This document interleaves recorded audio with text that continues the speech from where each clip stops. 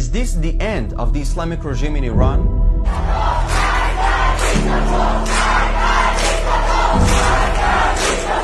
There is no internet in Iran as we speak right now.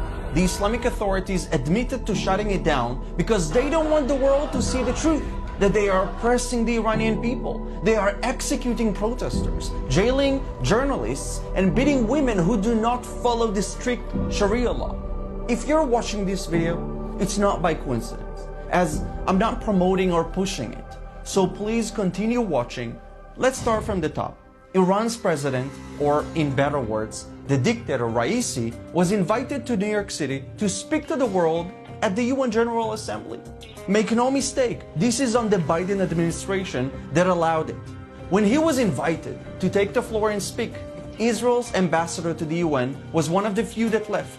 Most of the representatives stayed and listened out of respect to the dictator.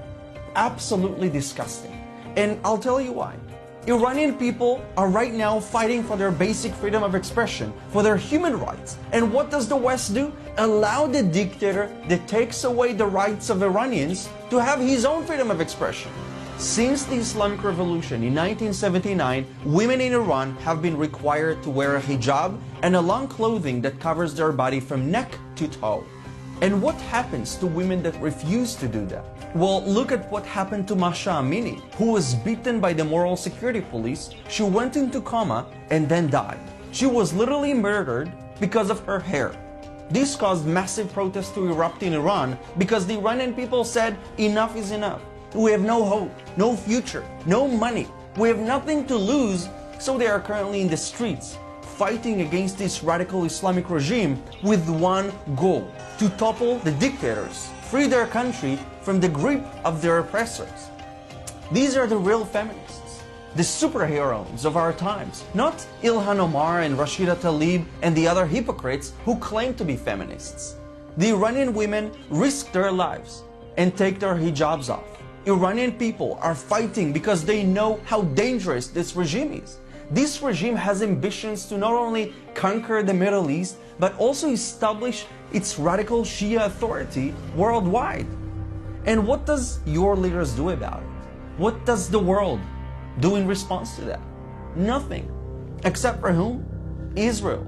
Israel is currently the only country that fights the Islamic regime directly and also indirectly, using cyber attacks on their nuclear facilities and more, airstrikes on targets in Syria, and countering their proxy Hezbollah in Lebanon. The Islamic regime in Iran has money.